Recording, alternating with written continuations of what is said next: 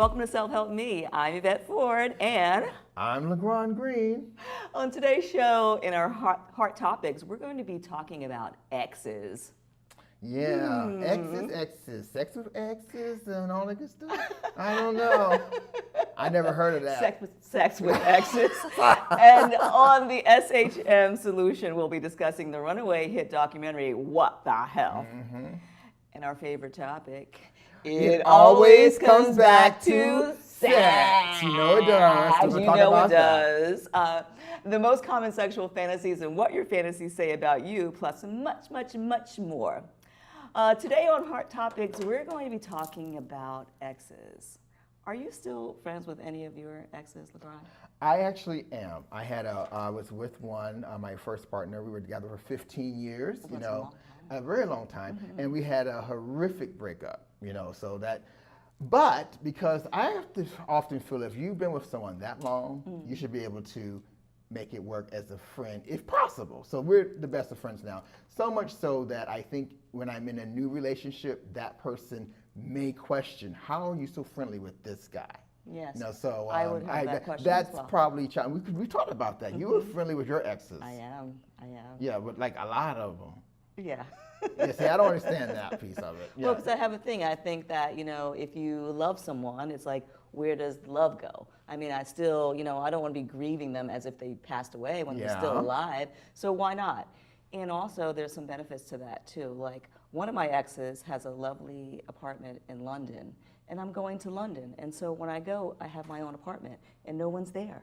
So there are benefits to staying friends. That's benefits. But any other sexual benefits? No. Oh, no. I just asked it. No, that's not what I'm talking about, people. No. Because you have a boyfriend now. So is he cool with the exes?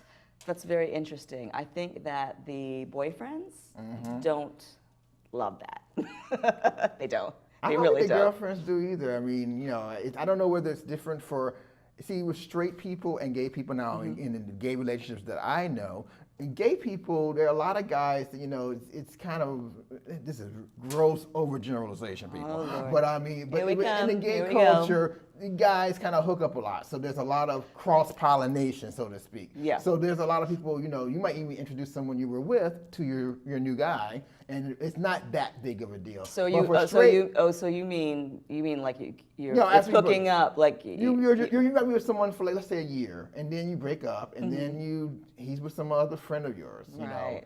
That's not that uncommon. Okay. But I like I said, I don't want to generalize, but because we are the gay straight relationship talking about the differences. Yes. What's interesting to me is that I have found with my straight female friends, and I want to write a book about what a gay man has to say about straight women and straight men, because my straight male friends call me and say, now what does it mean when she says this? I'm like, this means so and so and so. So like gay men tend to be kind of the Rosetta Stone for straight relationships, right? So I have found, though, that it's women that are not down with that boyfriend talking to an ex. I don't know if it works the other way around. Yeah. What have you found? Yeah, it's very interesting, and I think that what you say, it holds a lot of merit. It's true. I mean, for straight people, it can be very, very, very tricky. A lot of times with straight couples, they feel like if you stay friendly with that ex, there's potential that you could hook up with them, and that mostly in straight culture, that's just kind of a no-no. And that's why, whether it's gay or whether it's straight, it's all about, to me, maturity level. Okay. Because I would say I probably couldn't handle that in the beginning, but I would think if you have it's all communication. And if you have communication and the trust and you talk, but like I said, I wonder if, because I'm really good friends with my ex for 15 years, I think we've been apart longer than we were together, but so much so that if my new partner, wherever he is, hello, wherever you are. He's single, folks. It's real subtle. No. That's the only reason I'm doing this podcast. Get him mad. I'm out of here. He's trying to get dates. But anyway, so yeah, if I thought about this scenario, we'll move on, but if I found like the perfect guy, perfect partner, everything, the sex is great, it looks good, we got money, that communication is wonderful, but he did not want me to talk to my ex, I got to think about that. That's right. And that's just kind of where we are. So it's different for everybody. It's different because for everybody. It's also about confidence too. And there's that, if you're jealous, a lot of times you don't have a very high self-confidence. That's true. So jealousy is. So that's why I think it would be okay, because that would be that does not fly with me. Jealousy, no. Me neither. No. I can't get with that. So what say you? Well, LeGrande, let's move on. An article. What's happening? In an article that was written by Catherine Marco, Why Staying Friends with Your Ex is a Bad Idea, here are 4 reasons why. 1, you need to grieve the breakup. I agree with that.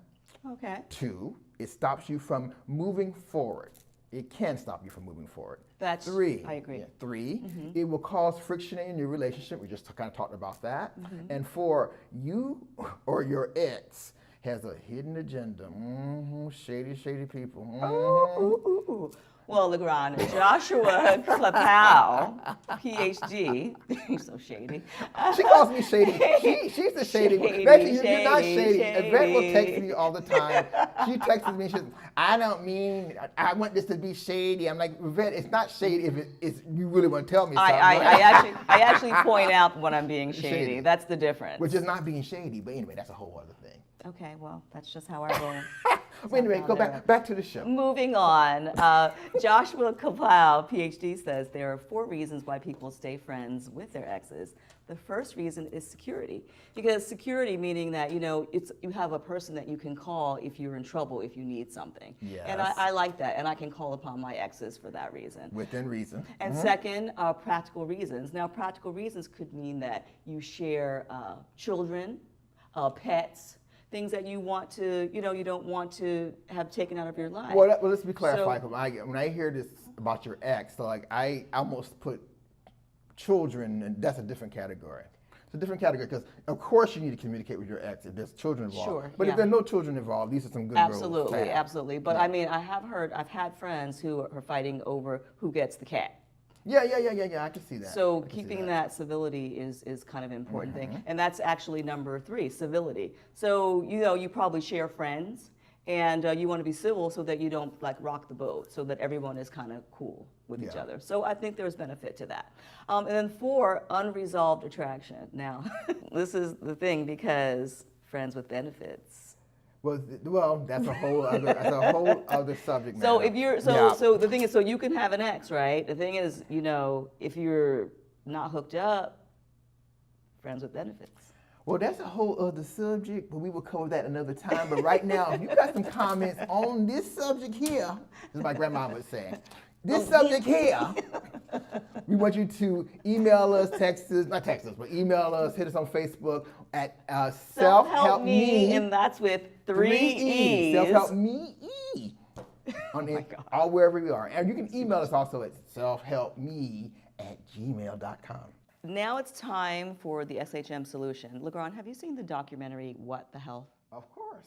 I guess everyone's sort of seen it by now, but those in the know. Those in the know, yeah. Well, it's a must-see for anyone who wants to know more about filmmaker Kip Anderson's look into how processed animal foods affect our health, and why government and leading health organizations promote the meat and dairy industries when so many studies show how detrimental these products are to our health and well-being.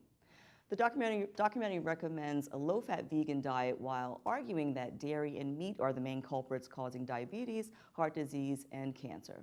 Check out this clip.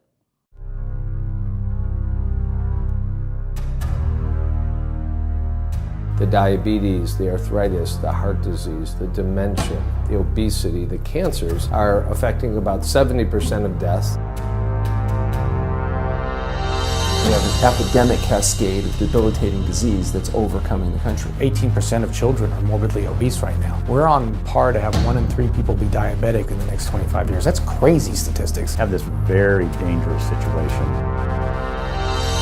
Large amounts of these substances have unquestionably been associated with clogged arteries, high blood pressure, diabetes, autoimmune diseases. Absolutely, the science is solid. We're talking life and death.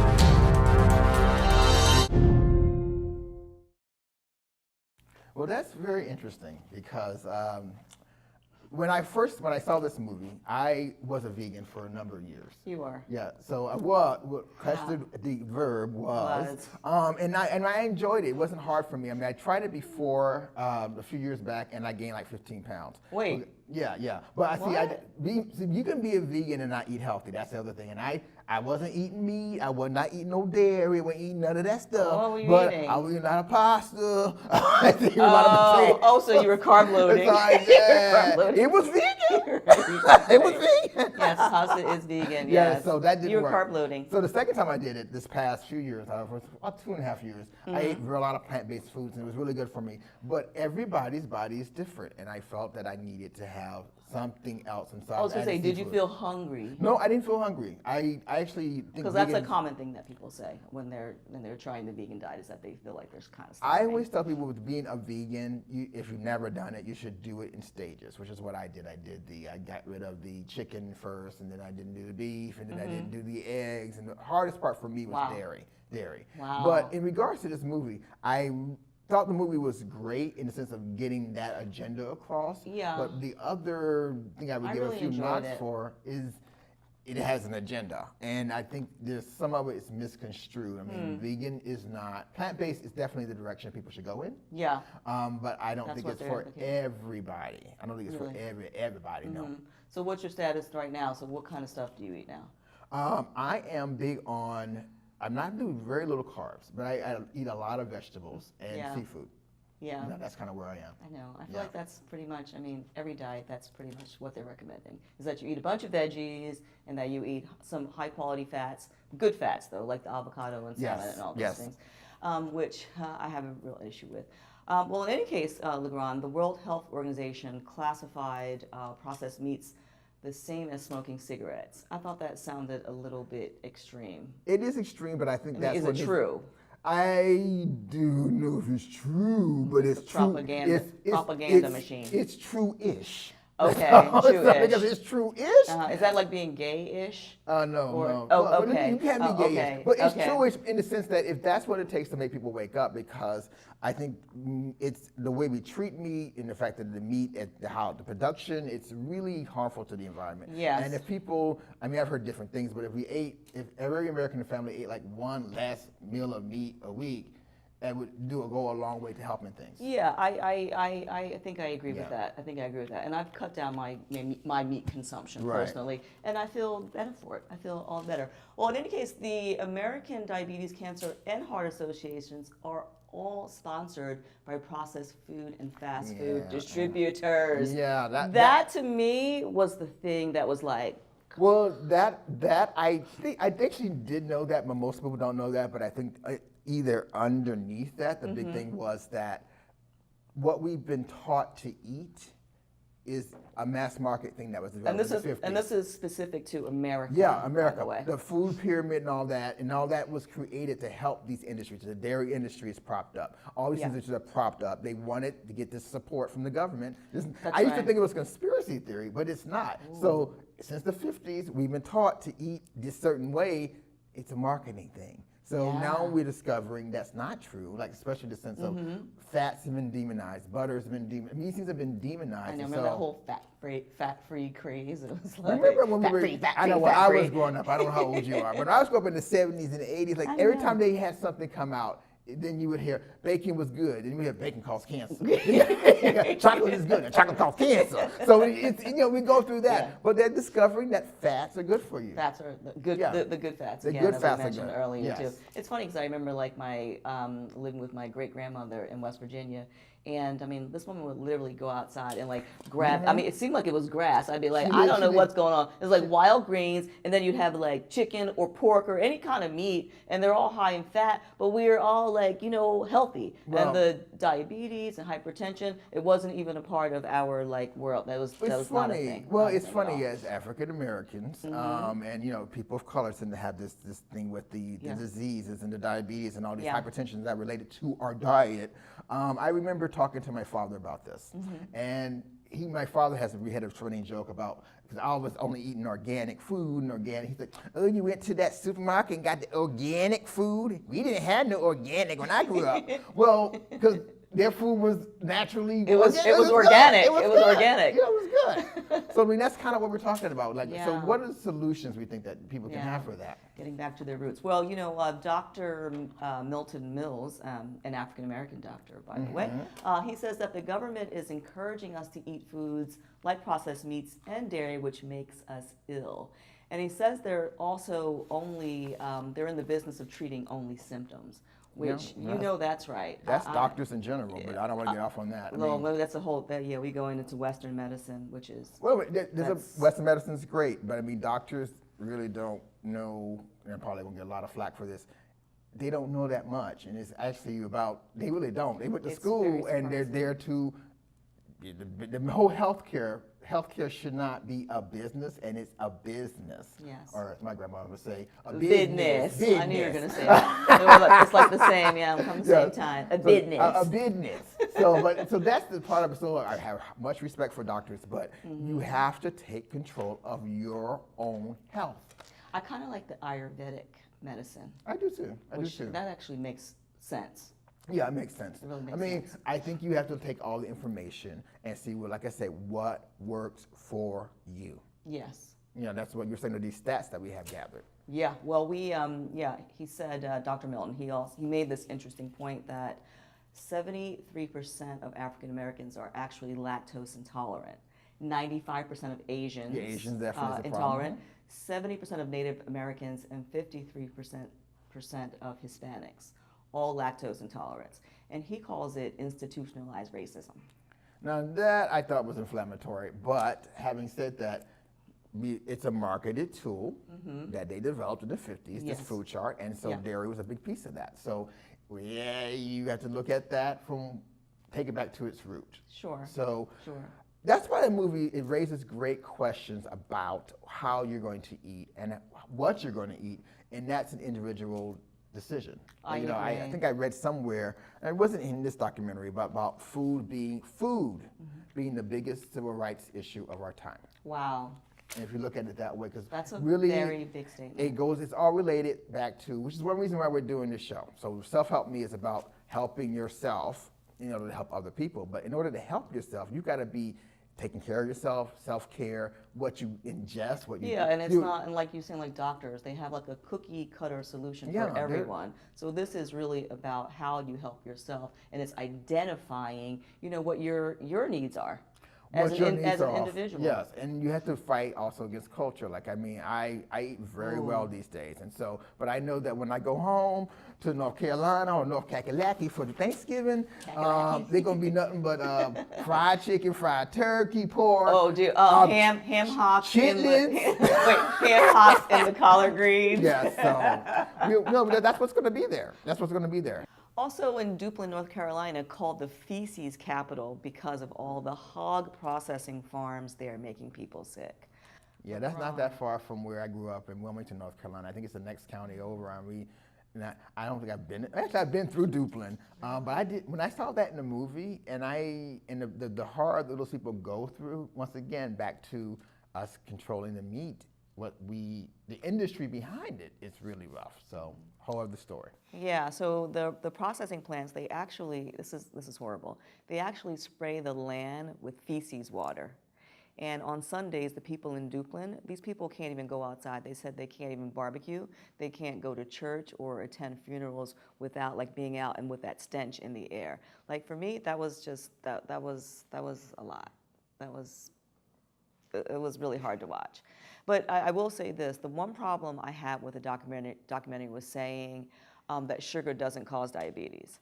And what the health claims that bacon, sausages, chicken are all carcinogenic, but they said that beef and chicken have the same amount of cholesterol and that the meat and dairy causes diabetes. So I don't. I go over open mind. I don't know. It sounds kind of suspect, but I don't know. I haven't done the research on it. Let me ask you this. So in my family, they all drank soda, and this is since I was a little kid. Coke bottles, those old school Coke bottles. Yeah. Everybody drank. They consumed a lot of sugar. Yeah. So and also we know in the Black community, it's like my father died of diabetes. Everybody had. Everybody in my family has diabetes. Diabetes. So this is suggesting that it doesn't have anything to do with all the Well, like sugary I drinks said, and all that stuff. we don't know. Like I said, the thing about science and food is all evolving. So you have to open your mind and do your own research. This may be true, this may not be true. Something I'm going to investigate. Yeah. But that's one reason I went to the vegan diet. A lot of vegans are vegans because of the philosophy and save the animals, and that was great. But when I went to the doctor and my numbers were getting really high, and I come from a very diabetic family, I was like, okay, what can I do to correct this? And so I decided, let me try the vegan diet, because I knew it would just eliminate so many things, and it did, and it got really well. Yeah. So it's a personal choice. It's a personal choice, and that's all we're saying. So it sounds like they misnamed the movie. It's called What the Hell. It should be called What the Hell Should You Eat? Yeah. Well, so LeGrande, what the hell can we eat? What's the solution? You tell me. Now I ran across this book. It's called The Grain Brain. Oh yes. Good Whole one. Life Plan. It's by a doctor, maybe get his name right, David Perlmutter. It's all about, it says it's got some pretty inflammatory statements, and not inflammatory, that get your attention statements. Like, every 18 minutes, 4 people die from the food they ate. And that's like just shocking, but that's all across, I think that was America, but that people, wrong foods, and we are, depending on what foods you eat, you kind of can be poisoning yourself slowly over time. Gosh. And with the grain brain, I mean, there's a lot more to it, but they're saying the problem or the issue is when you eat grains that have been heavily, pesticides and all that stuff. Sure. And the other thing people don't stop to consider is we do not have the same soil we had. There used to be like 10 inches of really, America was known for that really dark, great, That rich mineral soil rich with all We the don't have that no more. nutrients. We don't not have it there. anymore in the factory, and this factory farming has really affected what we eat. So I used to not even know what non-GMO meant. I used to not know what any of that stuff is. But with the grain brain, it's like it's eliminating a lot of those carbs, and like that's actually the diet I'm on right now. I like people like, you're so flighty. You change your diet. No, I'm actually not a diet person. Well, you're probably just trying to find what works. And what works. Here's the thing too: the same diet you try for one part of your life doesn't work for all parts of your life. So you gotta do your due diligence and. Oh, this sounds kind of radical. Well, you could be saying that your diet, it could be a cyclical thing. It is a cyclical Whereas thing. it could depend on what you're going through in your life. I mean, it could depend on so many other What factors. you eat as a 25-year-old woman and as a 45-year-old woman going through menopause should be two different things. True. What you are as a man and you're 50 years old like I am now, my body doesn't respond to, this is pretty funny. I would go to the gym and I do all the things that I know will help me get in shape, and it wasn't working. And then somebody finally said, I went to my doctor. It was so funny. I went to my doctor. I said, I'm doing this, and I'm concerned. I need all these tests run. He said, excuse me. He said, you are a 52-year-old man. It's You like, might want to consider that. Right? You're a 52-year-old man. So this is something to consider with the diet that you have. So what we talk about is Self-Help Me. You got it at our website, selfhelpme.com, Meee, 3 E's. You can find the books that we're talking about, because we're really about bringing those things to the forefront, Yeah. And, something you might not have heard of. That's what we're about. Yeah, just so that you're starting to consider, wow, whether or not you've been feeling, not great all around, and you're trying to figure out like what's going to work for you. I mean, that's what we're going to be bringing to you every week. And some of them will work, and some of them won't, and it's all good. But it's just all about go from there. getting you to where you need to feel like your optimal self. So LeGrande. Si, senora. A lot of people can't afford to eat grass-fed organic meats or organic fruits and vegetables. However, here are 5 ways that you can eat organic on a budget. Number 1, you can grow your own. Now, I told you this. No, listen, I'm telling you, and you can grow like on your porch. Oh, on I your do that. patio. I do that. I actually grow my basil and my mint and my rosemary. Well, actually, I buy it at the Safeway and I bring it up in the water. But it's on my balcony. It's in a pot. He But it's bought on it my from the store and he balcony. just put it. It's on my balcony and it's There you growing. go, and you can use it. So the grow your own. So LeGrande, do you remember when I lived on that farm in Colorado? No, I don't remember you lived on that farm in Colorado, but I remember you talking about it. Yes. Yes. I lived on a farm in Colorado. My New York friends would not believe this, but it was really Yeah, I awesome. can't believe she lived on a farm. It was an intentional community sort of. I mean, Are you sure this wasn't a dream you had? No, I lived in Berkeley, don't see Colorado, this. folks, and don't listen to him. But what I'm saying is that Do you have photos? I was in charge of growing the lettuce. I had never grown anything in my entire New York City girl life. And I will tell you this, LeGrande, you buy the seeds and the seeds are like, they're like 10 cents. Lettuce grows so fast and in such abundance, you will go to bed at night and you wake up and there will be lettuce everywhere. So when people are, I know we're going to have a show later on too about these food deserts. It's a whole nother show. But when people say that they can't grow, it's unbelievably fast and cheap. Number 2, eat less meat, which you mentioned earlier. That's a really good idea. Number 3, buy in bulk. A lot of people just go and they just buy like small items, buy in bulk. Number 4, join an organic group or a co-op. Very helpful. Check and do that. And number 5, get this, avoid supermarkets. They treat organic foods as specialty items and they charge a ton of money for them. You want to go to your local farmer's market if you can. It's time for our favorite topic. It always comes back to sex. You said extra loud. I wonder what's going on there. Not as much as I like.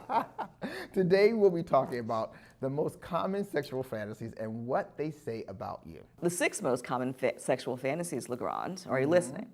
1, having a threesome. We knew that one. Check. 2, dominance and submission.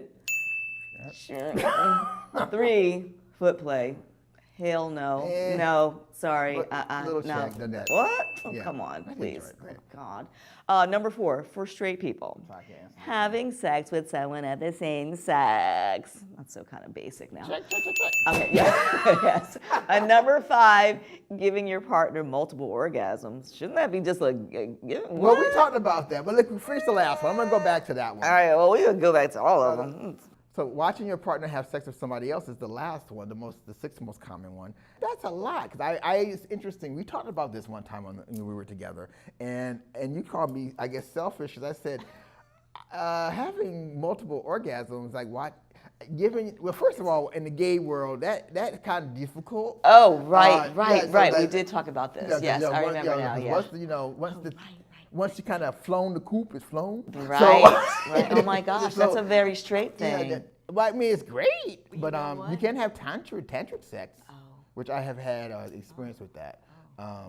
No, it's pretty wild, but interesting. I think is what the fantasies say about you when you have the fantasies, what you actually do with that.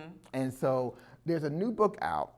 It's called Justin Lemiller's, I think it's Lemiller's, but it's called Tell Me What You Want. Tell me what you want of that. Tell me what you want. Tell me what you're working with. I think I want that first. Tell me what you're working with, because then I can tell you what I want.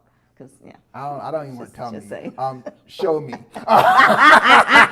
Show me what you got. Show me what you want. Show me what you're working with. That book suggests that people who are more extroverted and are outgoing, they fantasize more about group sex and non-monogamy. Oh, that makes sense.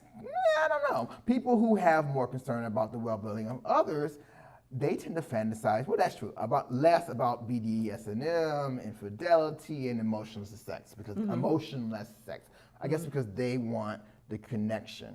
And I would say, we talked about this too. Yeah. This is a no holds barred podcast where we're talking here. Yeah. And my issue is I went through a period of sexual addiction, like many years ago, and I was very indiscriminate with my partners, and the way there was a real lack of self-care there. But because of that activity, what I did there, I have fulfilled all my sexual fantasies.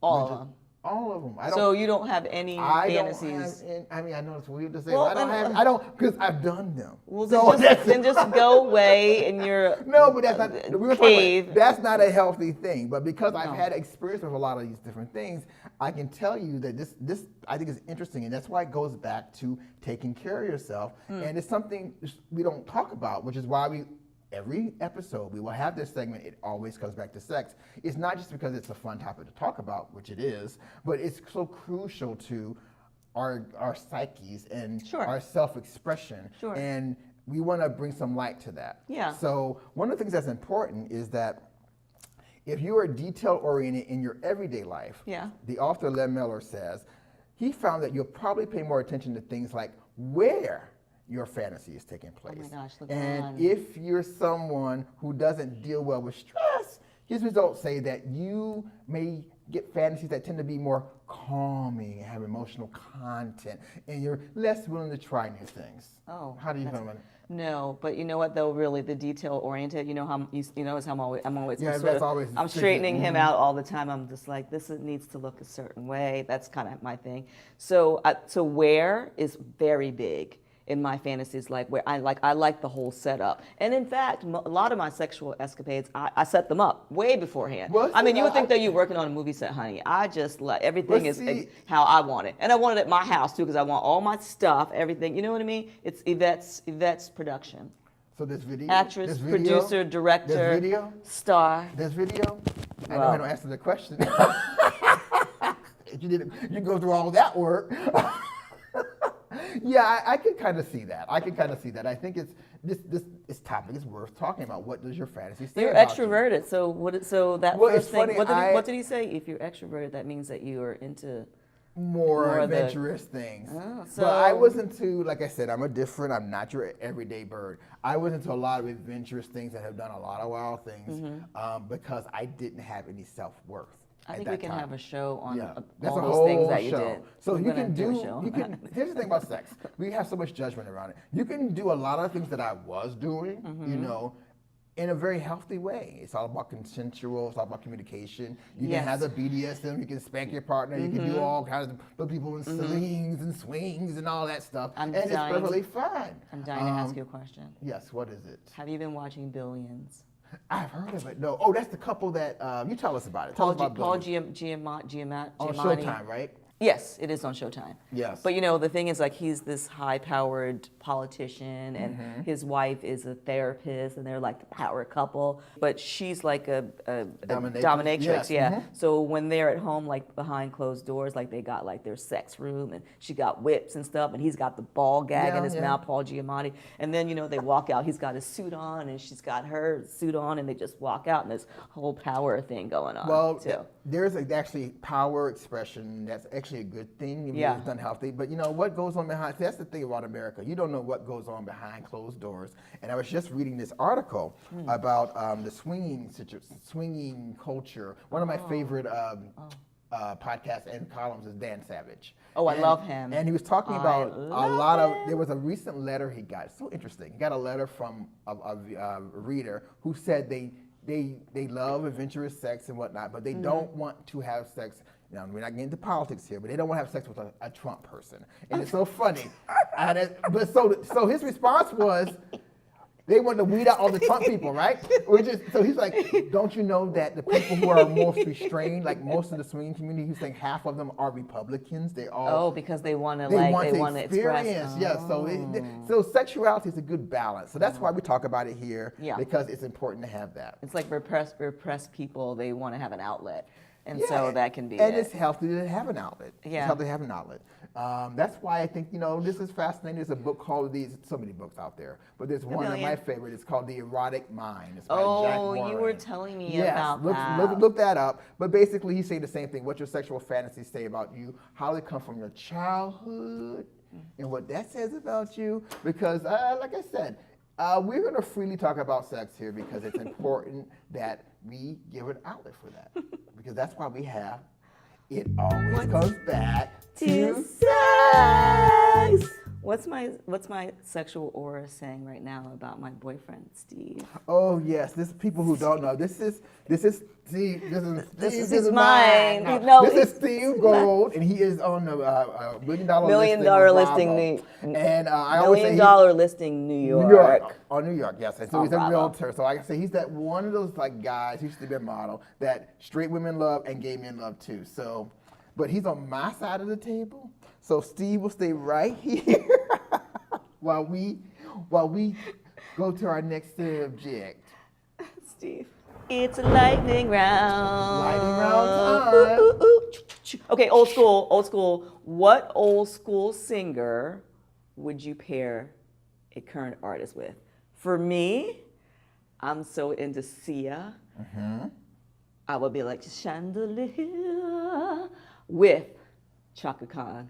Ain't nobody loves me better, makes me happy. Well, chandelier. Who would you put together? Well, we won't be singing because this show would be over. But I would put together old school Frank Sinatra. Oh. Just that cool vibe that he has. It's up to you. And with Drake. Oh, I snapsies. want to hear actually Frank Sinatra do Hotline Bling. Oh, snap. Oh. And I think people would buy that. Oh, yeah, they would. Yeah, I would buy I that. got to get my little audio mixing skills together. Maybe we'll have it for the next time. Oh, I love it.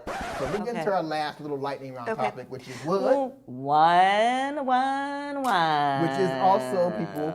One. Wow. So take it away, Yvette. Okay, so what am I whining about?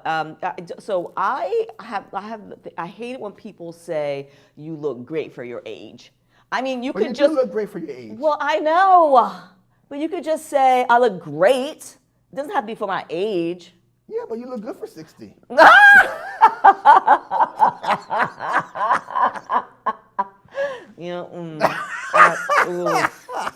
The shade is real, people. She's not 60. But really, though, seriously, though, why does this country put youth on a pedestal?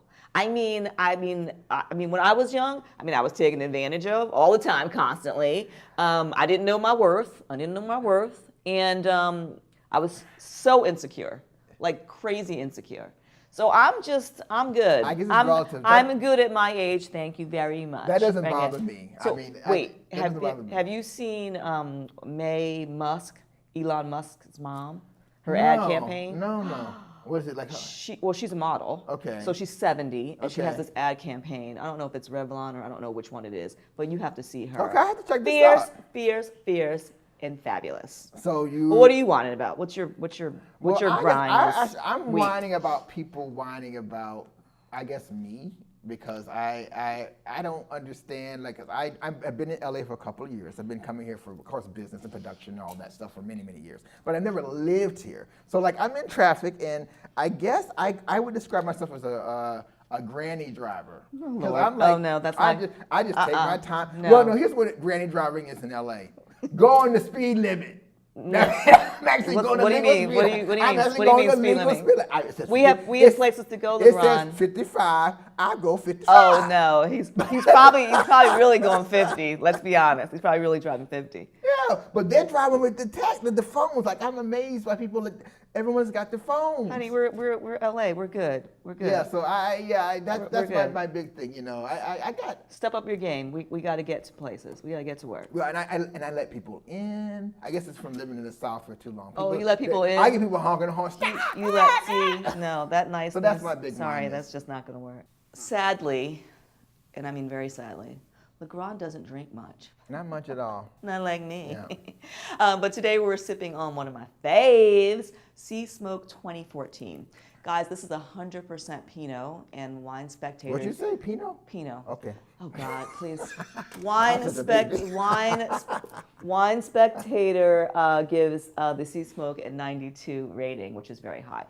This Pinot is the appellation from Santa Rita Hills, which is Santa Barbara. Okay. Yes, Central Coast, California, and this retails for about $135 a bottle because I'm very fancy.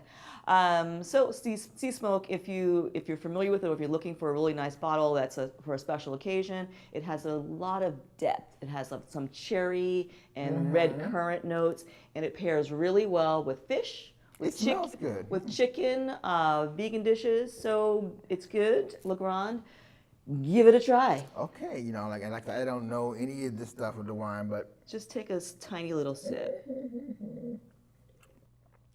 That's good. Yeah, because I got in trouble with the drinking because when I worked at Oprah, true story. Well, I worked there for many years, and Oprah would always have, You let the genie out of the bottle. Well, they let Cristal come out, right? And we all had Cristal for any celebration. So when I went to an event somewhere, and they said, we'll bring out the champagne, I said, well, what kind of crystal? And they were like, crystal? I didn't know. Oh, you fancy now. I didn't know that was a fancy wine. So Yes. I'm getting education in different things. You're gonna be fancy now, but here's the thing: we're not obnoxious. No, I take that back. We're obnoxious, but I won't bring a $135 bottle of wine in every week. I mean, the idea is that I'll have bottles of wine that are $20 that are absolutely lovely, and there are many. And then sometimes we'll just get a little bit crazy. So I just felt like getting a little crazy. Start off, we're shaking it more up. well-rounded. I'll get a little education on what you say, the notes and The notes, this yeah. and And we'll get more into it as we move ahead. But you're gonna love it. It's so wonderful. I love wine. I love it. Okay, guys, we're what are we moving doing? Moving on to our final segment, which is just the tip. just the tip. So, guys, if you want, clarity, career clarity, that's a big one these days, and life balance, I highly recommend that you do this every morning for 10 days. 10 days is the key because you want to lock that in. It's free, and it's only 20 minutes. I did it this morning. Can you do that? I did it this morning. Did you really? First time, yeah. Oh my gosh, you guys, this is so insane. So all you have to do is go on YouTube and you want to look up Vishen Lakhiani, 6-phase guided meditation. We'll have all this information on our website that you can grab it later. But he's the founder and the CEO of Mind Valley University. And this meditation is 20 minutes. This is for people who just want to get it in. But you don't have time to go and meditate on top of a mountaintop. You know what I mean? It's just like, I've been doing it every morning, and I feel kind of amazing.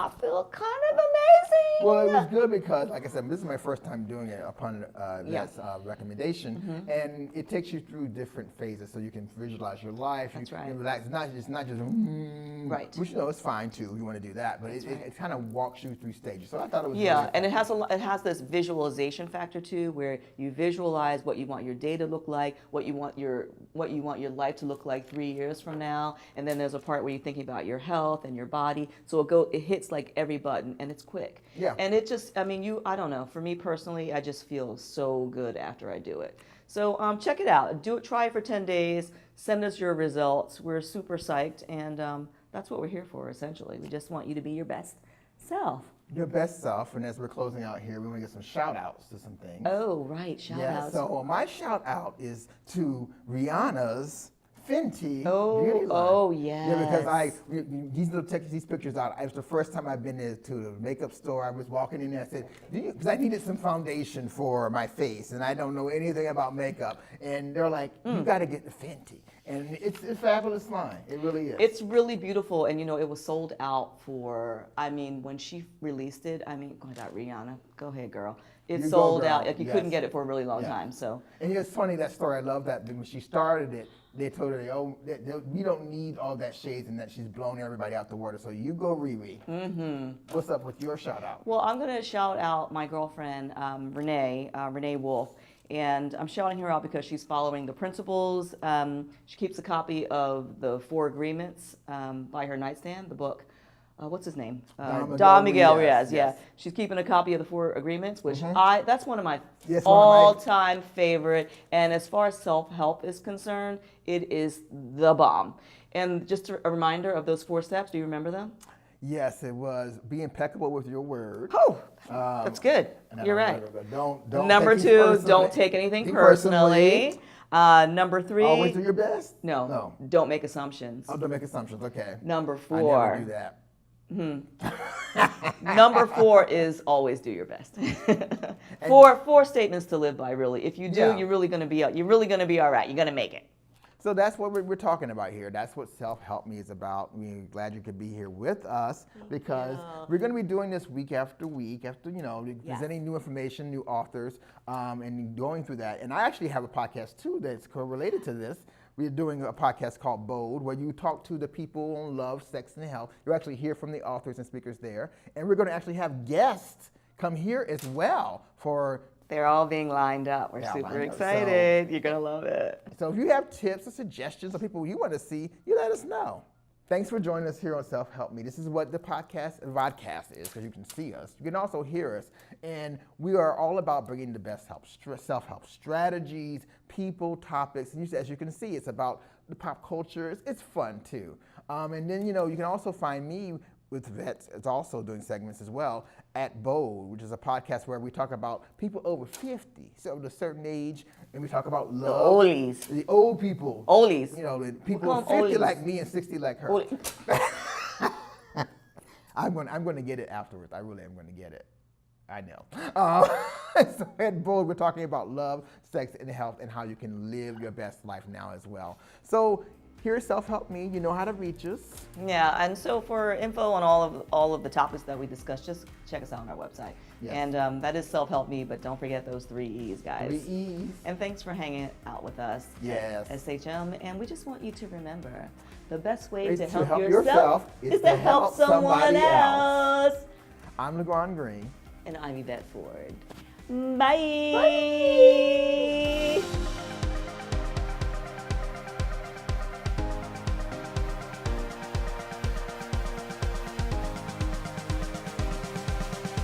So LeGrande, don't recall when I lived on a farm in Colorado growing my own lettuce? Well, I got receipts, boo. Check it.